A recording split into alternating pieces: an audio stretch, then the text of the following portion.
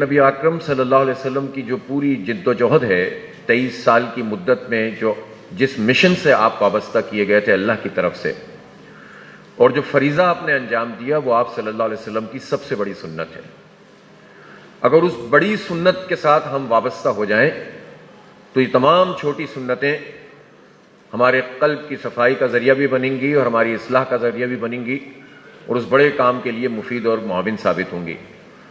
اور اگر بنیاد ہی ہمیں نہ معلوم ہو، ہم اس سے جڑے ہوئے نہ ہوں، تو پھر ظاہر ہے کہ اس کے نتیجے میں جزیات میں تو ہم بہت کچھ کر لیں گے لیکن کل کے اوپر باطل کی حکمرانی رہے گی۔ سورہ احزاب کا مطالعہ کرتے ہیں، اس میں غزوہ احزاب کا بھی پورا ایک چیپٹر موجود ہے۔ غزوہ احزاب کیا تھا؟ غزوہ کہتے ہیں اس جنگ کو جس میں خود نبی پاک صلی اللہ علیہ وسلم شریک ہوئے ہوں۔ قریش پوری طاقت کے ساتھ اسلام کو مٹانے کے لیے آیا تو آپ صلی اللہ علیہ وسلم کو پہلے سے خبر ہوئی، آپ نے آگے بڑھ کر مدافعت کرنے کا فیصلہ فرمایا، مشاورت کی، اور فی زمانہ اس زمانے کے لحاظ سے جو ٹیکنالوجیز تھیں، تو ایک خندق کی ٹیکنالوجی تھی جو فارس سے مشورہ دیا تھا سلمان فارسی نے، اس پر عمل کیا۔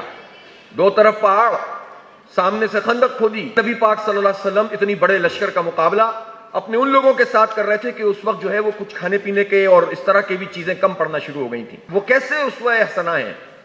اس لیے کہ جو عام صحابی خندق کھود رہے تھے تو رسول پاک صلی اللہ علیہ وسلم بھی خندق کھود رہے تھے۔ وہ اسٹیٹ کے سربراہ تھے لیکن خندق کھودنے میں اپنے ساتھیوں کے ساتھ تھے۔ جب بھوک لگی اور لوگوں نے اپنے پیٹ کو سہارا دینے کے لیے ایک پتھر باندھا اور ایک صحابی نے کہا کہ رسول اللہ صلی اللہ علیہ وسلم مشکل ہو رہی ہے، قمیض اٹھائی تو ایک پتھر تھا، تو رسول پاک صلی اللہ علیہ وسلم نے قمیض اٹھائی، 2 پتھر تھے۔ اپنے جسم کو سہارا دینے کے لیے، اس کو اسٹریٹ رکھنے کے لیے 2 پتھر باندھے ہوئے تھے۔ اس کے بعد اس صحابی کی تو ساری شکایت دور ہو گئی۔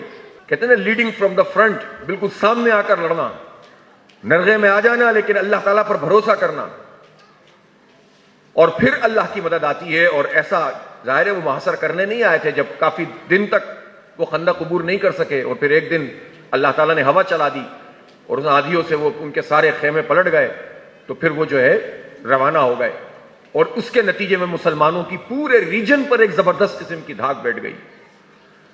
اس پس منظر میں یہ آیات ہیں، لَقَدْ كَانَ لَكُمْ فِي رَسُولِ اللَّهِ أُسْوَةٌ حَسَنَةٌ۔